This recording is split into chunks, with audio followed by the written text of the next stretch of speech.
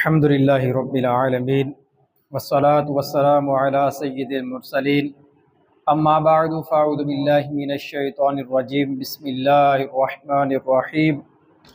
قال اللہ تبارک وتعالی فی القرآن المجید یا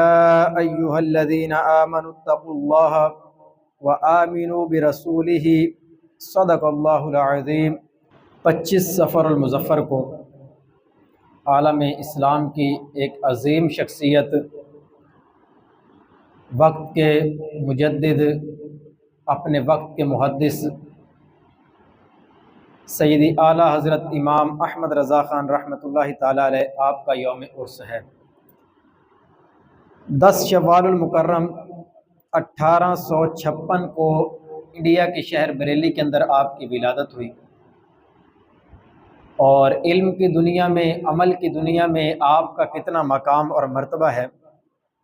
اس کا آپ اندازہ اس بات سے لگائیں کہ 4 سال کی عمر میں آپ نے ناظرہ قرآن پاک مکمل فرمایا۔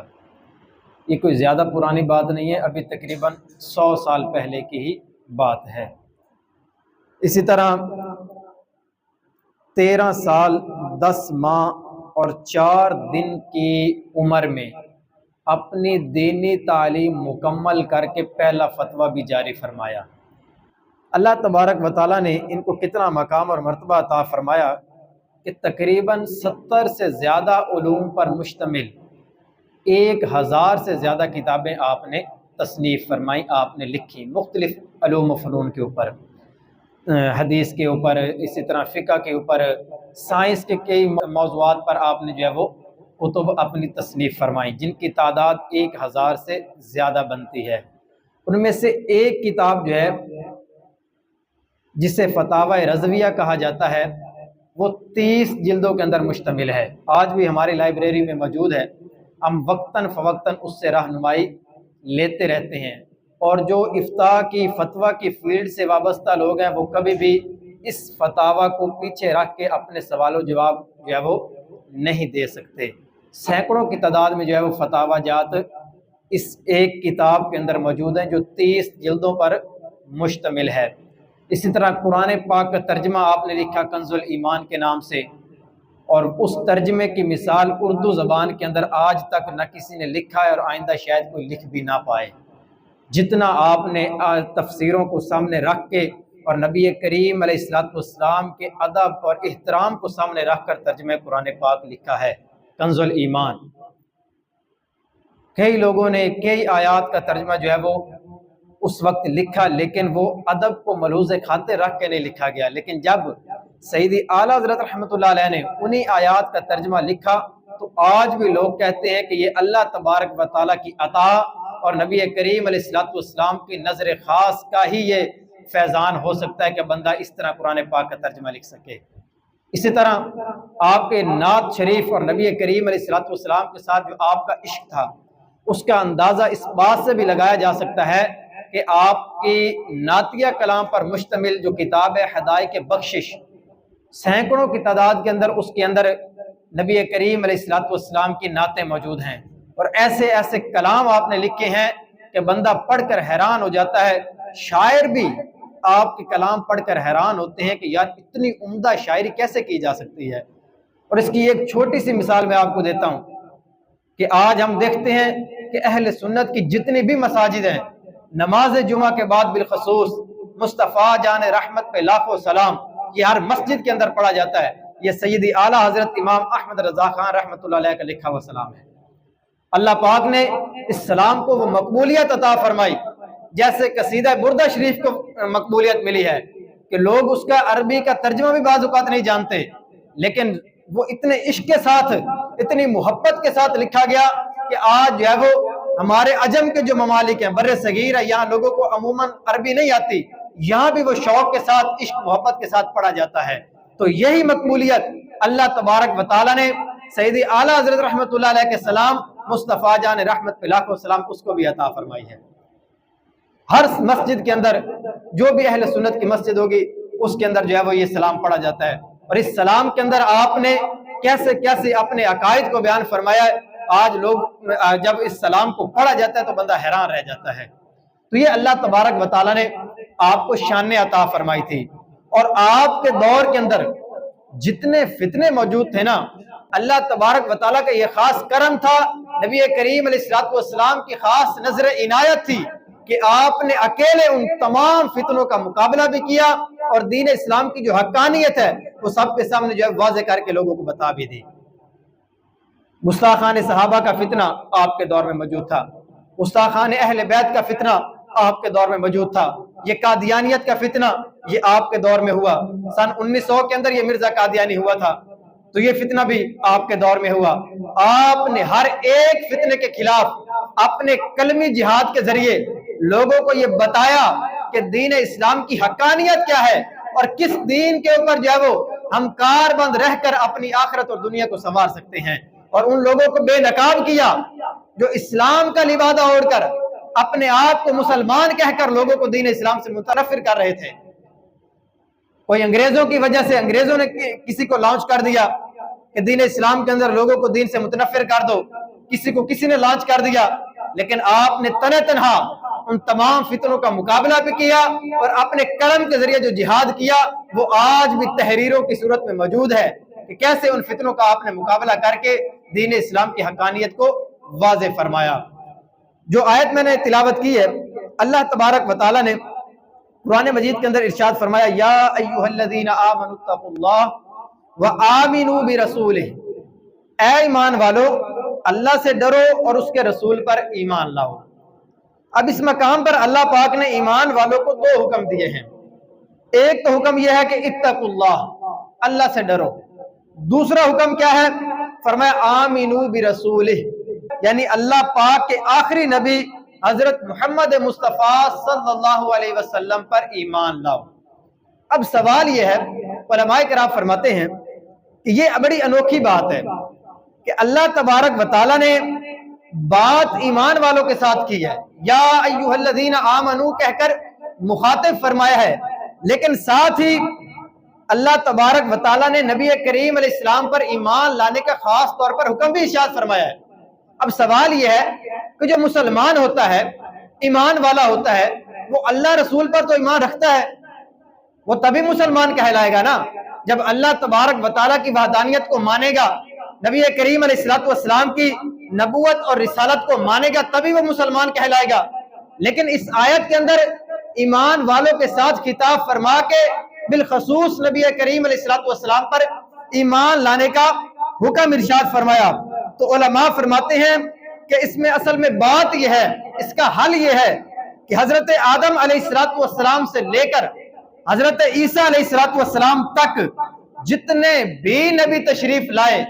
ان میں سے کوئی بھی نبی آخری نبی نہیں تھا، بلکہ نبی کریم علیہ السلام اللہ تبارک و تعالیٰ کے آخری نبی ہیں۔ اگر ان انبیاء کو کوئی آخری نبی مانے گا تو وہ دائرہ اسلام سے ہی خارج ہو جائے گا، اور جو نبی کریم علیہ السلام کو آخری نبی نہیں مانے گا وہ بھی دائرہ اسلام سے خارج ہو جائے گا۔ تو اللہ تبارک و تعالیٰ نے تمام انبیاء کو جو شانیں عطا فرمائی ان سے ہٹ کر جو خاص شانیں اپنے محبوب علیہ السلام کو عطا فرمائی، ان میں سے ایک شان یہ ہے کہ کسی نبی کو ہم آخری نبی نہیں کہہ سکتے۔ اللہ تبارک و تعالیٰ نے اپنے محبوب علیہ السلام کو آخری نبی بنا کر اس دنیا کے اندر بھیجا ہے، تو تمام انبیاء پر ایمان لانے میں اور نبی کریم علیہ السلام پر ایمان لانے میں یہ بڑا فرق تھا، جس وجہ سے اللہ تبارک و تعالیٰ نے خاص اپنے محبوب علیہ السلام پر ایمان لانے کی تاکید فرمائی ہے کہ ایمان تو لانا ہے پچھلے انبیاء پر، لیکن یہ جو نبی کریم علیہ السلام کی خاص شان ہے کہ آپ کو آخری نبی مان کر ایمان لانا ہے، اس وجہ سے خاص طور پر نبی کریم علیہ السلام پر ایمان لانے کا ذکر فرمایا۔ نمبر 2، پیچھے سینکڑوں کی تعداد میں انبیاء کرام گزرے، تقریباً 1,24,000 انبیاء، لیکن ان میں سے کوئی بھی نبی امام الانبیاء نہیں ہے۔ امام الانبیاء کا لقب یہ فقط نبی کریم علیہ السلام کو عطا ہوا، جو نبیوں کے بھی امام بنے، اور مسجد اقصی کے اندر تمام نبیوں نے نبی کریم علیہ السلام کی امامت میں نماز ادا فرمائی۔ تو یہ خاص شان بھی نبی کریم علیہ السلام کو ملی، اس وجہ سے تمام انبیاء پر ایمان لانے کے ساتھ خاص طور پر نبی کریم علیہ السلام پر ایمان لانے کا حکم اللہ تبارک و تعالیٰ نے ارشاد فرمایا ہے۔ تیسرے نمبر پر علماء کرام فرماتے ہیں کہ سب کے سب انبیاء کرام، ان میں صرف اور صرف ایک ہی محبوب نبی اللہ تبارک و تعالیٰ کے ہیں جنہیں اللہ تبارک و تعالیٰ نے صاحب لولاک کا خطاب عطا فرمایا۔ فرمایا اے محبوب لولاک لما خلقت الافلاک، اے محبوب اگر میں آپ کو پیدا نہ کرتا تو میں کائنات بھی پیدا نہ کرتا۔ تو فرمایا کہ تمام انبیاء میں ایک ہی وہ خاص اللہ تبارک و تعالیٰ کے محبوب ہیں جنہیں اللہ تبارک و تعالیٰ نے صاحب لولاک کا لقب ارشاد فرمایا۔ فرمایا لولاک لما خلقت الافلاک، اے محبوب اگر میں آپ کو پیدا نہ کرتا تو میں کائنات ہی پیدا نہ فرماتا۔ یہ کسی اور نبی کے لیے ارشاد نہیں فرمایا، یہ فقط نبی کریم علیہ السلام کی شان ہے۔ اسی وجہ سے اللہ تبارک و تعالیٰ نے خاص طور پر نبی کریم علیہ السلام پر ایمان لانے کا الگ سے حکم ارشاد فرمایا ہے۔ آگے سنیے، علماء کرام فرماتے ہیں کہ یہ صرف نبی کریم علیہ السلام ہی ہیں جنہیں اللہ تبارک و تعالیٰ کا خاص قرب عطا کیا گیا۔ معراج کی رات نبی کریم علیہ السلام نے سر کی آنکھوں سے اللہ تبارک و تعالیٰ کا دیدار کیا۔ کائنات کے اندر یہ شرف کسی اور انسان کو بلکہ کسی نبی کو بھی عطا نہیں ہوا کہ جاگتی آنکھوں کے ساتھ کسی نے بھی کائنات کے اندر اس دنیا میں اللہ تبارک و تعالیٰ کا دیدار نہیں کیا۔ یہ فقط شان ملی ہے تو نبی کریم علیہ السلام کو ملی ہے۔ اسی طرح فرمایا کہ صرف نبی کریم علیہ السلام ہی ہیں جنہیں اس دنیا میں اللہ تبارک و تعالیٰ نے اپنا دیدار بھی عطا فرمایا، اور کل قیامت کے دن سب سے پہلے نبی کریم علیہ السلام کی شفاعت قبول کی جائے گی۔ ساری کائنات میں علماء بھی شفاعت کریں گے، انبیاء بھی شفاعت کریں گے، شہداء بھی شفاعت کریں گے، کفار شفاعت کریں گے، حج کرنے والے شفاعت کریں گے، لیکن سب سے پہلے نبی کریم علیہ السلام سارے عالم کے لیے شفاعت کریں گے، اور اللہ تبارک و تعالیٰ آپ کی شفاعت کو قبول فرمائے گا۔ سب سے پہلے جنت کا دروازہ نبی کریم علیہ السلام کھولیں گے، اور سب سے پہلے جنت کے اندر داخل بھی نبی کریم علیہ السلام ہوں گے۔ یہ وہ خاص شانیں ہیں جو اللہ تبارک و تعالیٰ نے صرف اپنے محبوب علیہ السلام کو عطا فرمائی ہیں۔ اسی وجہ سے اللہ پاک نے ساری چیزوں پر ایمان لانے کے ساتھ کہ اے کائنات والو، اللہ پر بھی ایمان لانا ہے، اس کے رسولوں پر بھی ایمان لانا ہے، اس کی کتابوں پر، فرشتوں پر، انبیاء پر ایمان لانا ہے، لیکن ساتھ ہی ساتھ خاص طور پر اللہ تبارک و تعالیٰ کے آخری اور محبوب نبی صلی اللہ علیہ وسلم پر ایمان لاؤ گے تو تمہارا ایمان کامل ہوگا، وگرنہ تم مسلمان نہیں ہو سکتے۔ یہ شان اللہ تبارک و تعالیٰ نے اپنے محبوب علیہ السلام کو عطا فرمائی ہے۔ سید اعلیٰ حضرت رحمۃ اللہ علیہ آپ نے اس موقع پر بھی ان احادیث کی کیسے اپنے اشعار کے اندر تشریح کی۔ سب سے اولا و اعلیٰ ہمارا نبی، سب سے بالا و اعلیٰ ہمارا نبی، خلق سے اولیاء، اولیاء سے رسول، اور رسولوں سے اعلیٰ ہمارا نبی۔ فرمایا جیسے سب کا خدا ایک ہے ویسے ہی ان کا ان کا تمہارا ہمارا نبی۔ جیسے اللہ پاک کو ایک ماننا ہے، جیسے تمام انبیاء پر ایمان لانا ہے، ایسے ہی نبی کریم علیہ السلام کی نبوت پر ایمان لانا بھی ضروری ہے، اور آپ کو آخری نبی ماننا بھی ضروری ہے۔ اگر کوئی یہ ایمان نہیں رکھے گا تو وہ مسلمان نہیں ہو سکتا۔ اب اللہ تبارک و تعالیٰ نے ان آیات کے اندر اگر کوئی ایمان لانے کے ساتھ نبی کریم علیہ السلام کے اوپر بھی ایمان لاتا ہے تو اللہ پاک اسے انعام کیا عطا فرماتا ہے، اسے کیا اجر و ثواب ملے گا۔ آگے ہی آیت میں ارشاد فرمایا جب تم اللہ تبارک و تعالیٰ کے احکامات پر پورا عمل کرو گے، اللہ پاک کی وحدانیت پر، اس کے محبوب علیہ السلام کی رسالت پر ایمان لاؤ گے تو اللہ تبارک و تعالیٰ تمہیں جو ہے وہ 3 انعامات عطا فرمائے گا۔ نمبر 1 فرمایا یؤتیکم کفلین من رحمتہ،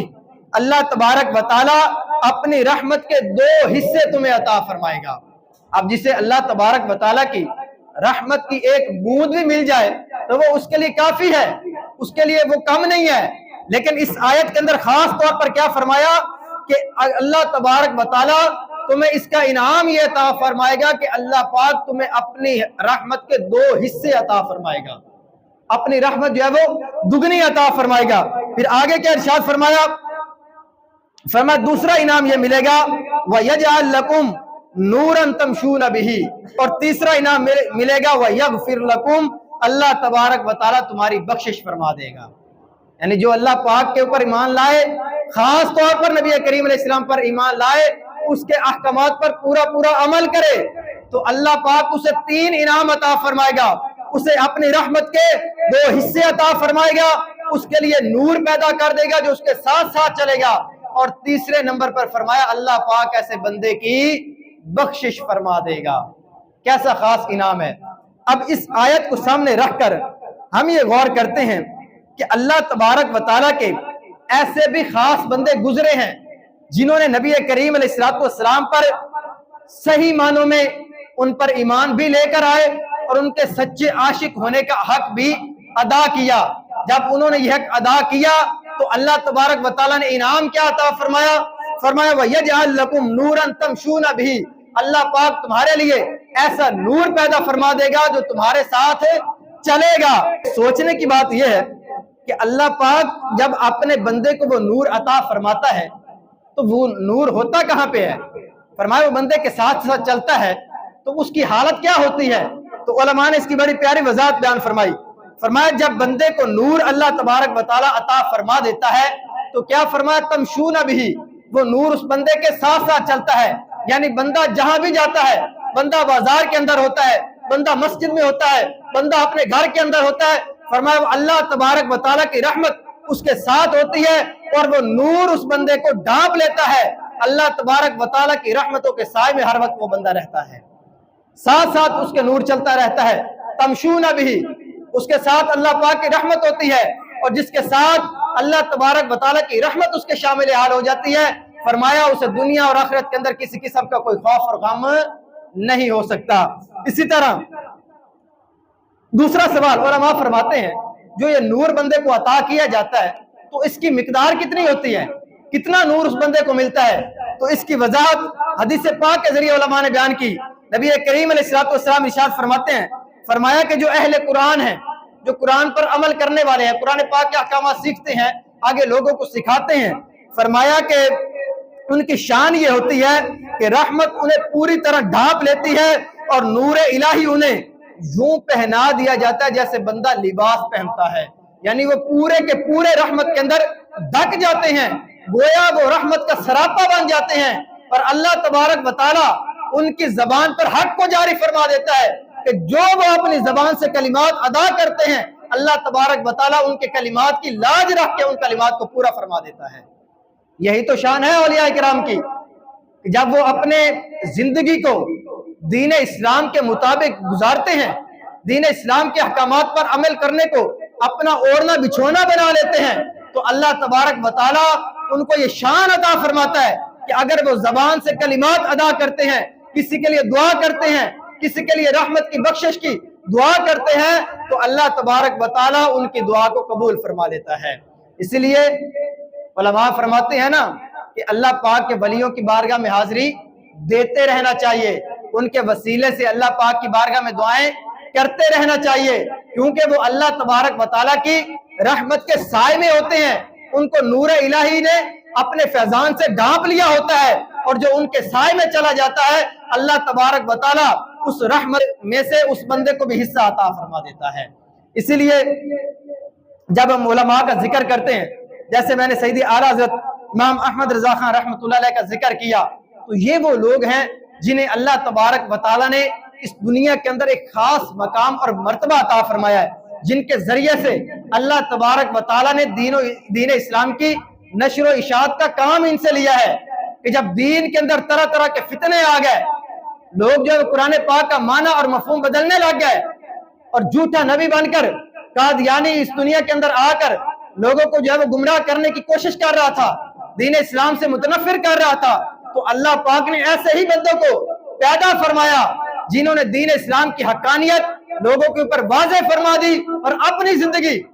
دین اسلام کے لیے وقف کر دی۔ اللہ تبارک و تعالیٰ نے انہیں دنیا اور آخرت کے اندر مقام اور مرتبہ عطا فرما دی۔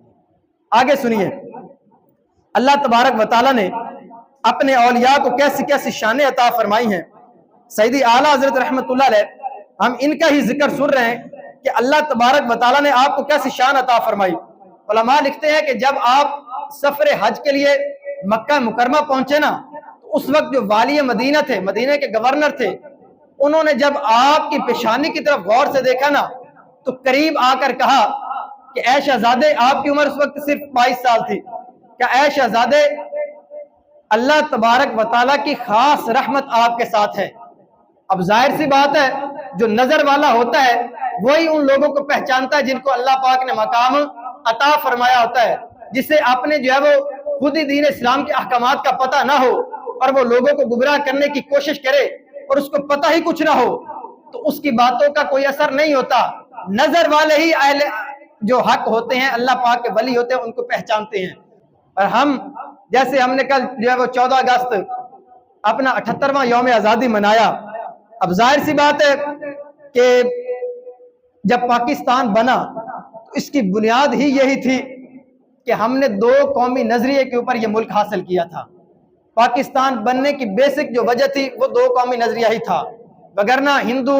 انگریز، مسلمان سبھی رہ رہے تھے نا، کوئی مسئلہ تو نہیں تھا۔ جب انگریز کو یہاں سے نکال دیا گیا اور وہ چلا گیا تو باقی ہندو اور مسلمان یہ بڑی قومیں تھی، رہنے کے اندر کوئی حرج نہیں تھا۔ پھر مسلمانوں نے الگ ملک کا مطالبہ کیوں کیا تھا؟ وہ 2 قومی نظریے کی بنیاد پر کیا تھا۔ اس کا سادہ سا مفہوم کیا ہے کہ مسلمان اور جو ہندو ہیں یہ ایک قوم نہیں ہو سکتے، ان کی تہذیب، ان کا دین، ان کا رہن سہن، ان کی ساری چیزیں الگ ہیں، لہٰذا ہمیں ایک الگ ملک دیا جائے جہاں پر ہم آزادی کے ساتھ جو ہے وہ اپنے دین کے اوپر عمل کر سکیں۔ یہ بیسک جو ہے وہ پاکستان بننے کا مقصد تھا، جس کے پیچھے جو ہے وہ 2 قومی نظریہ تھا۔ آج ہماری بد نصیبی یہ ہے کہ جیسے تاریخ کے اندر بہت ساری چیزیں جو ہے وہ ہماری بدل کے شامل کر دی گئیں، تو وہیں پر ہماری پاکستان کی تاریخ کو بھی ابھی 78 سال ہی گزرے، لیکن بہت سارا رد و بدل اس کے اندر بھی ہو چکا ہے۔ اور جن بندوں کا دور دور تک پاکستان کی تاریخ کے ساتھ اس کو بنانے میں کوئی کردار ہی نہیں ہے تحریک پاکستان میں، ان کو جب پاکستان کا بڑا بنا کر جب وہ پیش کر دیا گیا ہے۔ حالانکہ پاکستان بننے کے پیچھے جو سب سے زیادہ قربانیاں تھی وہ علماء کرام کی تھی، وہ اولیاء کرام کی تھی، جنہوں نے اپنے متعلقین کو سمجھا کے ان کو تیار کیا کہ ہم نے الگ ملک حاصل کرنا ہے، ہم ان ہندوؤں کے ساتھ اکٹھے نہیں رہ سکتے، ہماری تہذیب الگ ہے، ہمارا دین الگ ہے، ہمارا رہن سہن کا انداز الگ ہے، ہمارا طور طریقہ الگ ہے، ہم اکٹھے نہیں رہ سکتے۔ اور ابھی تو ہم الگ ہو چکے ہیں، پھر بھی ہندوؤں کی کتنی رسمیں ہمارے اندر آ چکی ہیں۔ اگر یہ الگ ملک نہ لیتے تو کتنی ہندوانہ رسمیں ہمارے اندر جو ہے وہ شامل ہو جاتی۔ آپ دیکھیں نا، ہماری شادیوں کے اندر، ہماری فوتگیوں کے اندر کتنی ہندوؤں کی رسمیں شامل ہو چکی ہیں، جن کا پیچھے دین اسلام کے اندر کوئی دور دور تک تعلق ہی نہیں ہے۔ وہ ہمارے اندر کیسے آئیں؟ کیونکہ مسلمانوں اور ہندوؤں کا اکٹھا رہن سہن تھا، ان سے طور طریقے مسلمانوں نے لیے اور اپنے جو ہے وہ شامل کرتے رہے۔ آج لوگوں نے ان کو لازم اور ضروری سمجھ کر جو ہے وہ کرنا شروع کر دیا ہے کہ ہم یہ کام نہیں کریں گے تو شاید ہماری شادی ادھوری رہ جائے گی، شاید ہماری فوتگی ادھوری رہ جائے گی، لیکن وہ کام سارے کے سارے ان ہندوؤں سے لیے ہوئے ہیں۔ تو اسی وجہ سے الگ ملک حاصل کیا گیا تھا۔ اور اس 2 قومی نظریے کے پیچھے جو بنیاد ہے، جو بیسک بندہ موجود ہے، وہ ذات ہے سیدی اعلیٰ حضرت امام احمد رضا خان فاضل بریلی رحمۃ اللہ علیہ کی۔ آپ نے سب سے پہلے جو ہے وہ 2 قومی نظریے کا شعور اپنے چاہنے والوں کو دیا، مسلمانوں کو دیا، اور علماء نے اس کی تاریخ بھی لکھی ہے کہ کیسے آپ نے جو ہے وہ اپنے چاہنے والوں کو 2 قومی نظریے کی جو ہے وہ پہچان کروائی اور لوگوں میں یہ شعور اجاگر کیا کہ ہم نے الگ ملک حاصل کرنا ہے۔ اس وقت بڑے بڑے لیڈر جو بعد میں پاکستان کی تحریک کے اندر شامل ہوئے، اس وقت وہ بھی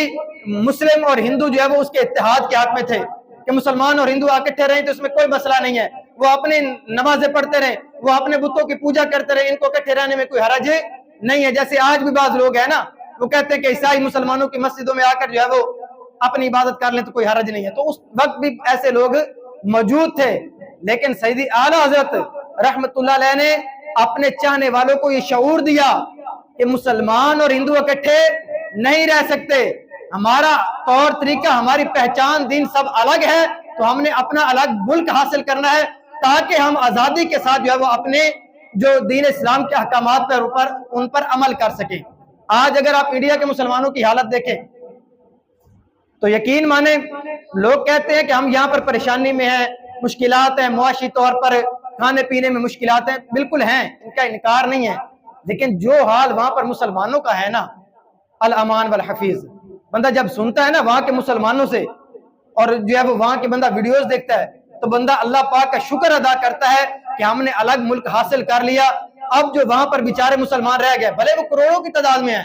لیکن اب ان کی زندگی اسی میں ہی صرف ہو جاتی ہے کہ وہ اپنے آپ کو ہندوستان کی حکومت کا وفادار ثابت کرتے رہتے ہیں کہ ہم اس ملک کے ساتھ وفادار ہیں، وہ پھر بھی ان کی بات کو صحیح طریقے سے مانتے نہیں ہیں، اور کیسے مسلمانوں کو وہاں بے دردی کے ساتھ جو قتل کر دیا جاتا ہے۔ تو یہ اللہ پاک کا ہمیں شکر ادا کرنا چاہیے کہ اللہ تبارک و تعالیٰ نے ہمیں یہ اتنا عظیم ملک عطا فرمایا۔ ظاہر سی بات ہے کمیاں بیشیاں ہوتی ہیں، یہاں پر بھی بہت ساری کمیاں ہیں، ہمیں نالائق حکمران ملتے ہیں، وہ صحیح طریقے سے کام جو ہے وہ نہیں چلا سکتے، سارا کچھ ہے، لیکن کم از کم یہاں پر نماز پڑھتے ہوئے ہمیں یہ تو خطرہ نہیں ہوتا کہ ہمیں گولی مار دی جائے گی، یہ خطرہ تو نہیں نہ ہوتا نا۔ کم از کم ہمیں دین اسلام کے احکامات پر عمل کرتے ہوئے یہ تو خطرہ نہیں ہوتا نا کہ ہم اپنے دین پر عمل کریں گے تو ہماری مسجدوں کو گرا دیا جائے گا یا ہمارے جو ہے وہ دین اسلام کے احکامات میں ہماری رکاوٹ ڈالی جائے گی۔ وہاں پر شک کی بنیاد پر کہ فلاں بندے نے گائے ذبح کی ہے، شک کی بنیاد پر وہاں مسلمانوں کو ذبح کر دیا جاتا ہے، قتل کر دیا جاتا ہے۔ ہمارے ہاں یہ تو آزادی ہے نا، تو ہمیں اپنے اس عظیم نعمت پر اللہ تبارک و تعالیٰ کا شکر ادا کرنا چاہیے اور شکرانے کے نوافل ادا کر کے اللہ پاک کی بارگاہ میں شکر ادا کرنا چاہیے۔ لیکن ہمارا جیسے طور طریقہ بن گیا ہے نا، جس طریقے سے ہمارے ہاں جشن آزادی منایا جاتا ہے الامان والحفیظ، آپ تصور کریں کہ یہ ملک ایسے پلیٹ میں رکھ کر ہمیں نہیں ملا تھا، اس ملک کے بننے میں 20 لاکھ لوگوں نے اپنی جانوں کے نذرانے پیش کیے تھے، ایسے ہی نہیں ملا، لاکھوں کی تعداد میں عورتوں کی عزتیں لوٹی پھر یہ پاکستان بنا تھا۔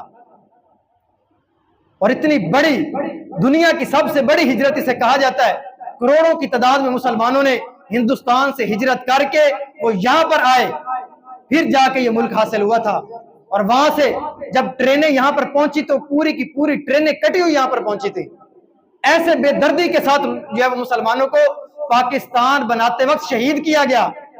لیکن ہمیں اس ملک کی قدر نہیں ہے۔ ہم یہ سمجھتے ہیں کہ بس ایک نعرہ لگا اور قائد اعظم اٹھے اور پاکستان جو الگ ملک بن گیا، ایسا نہیں ہے۔ اس کے پیچھے لاکھوں علماء کی جانوں کا نذرانہ انہوں نے پیش کیا تب یہ ملک بنا تھا۔ اس کے پیچھے لاکھوں مسلمانوں کا خون ہے، علماء کا خون شامل ہے، اولیاء کرام کا خون شامل ہے۔ کیسے علماء کو ذبح کیا گیا،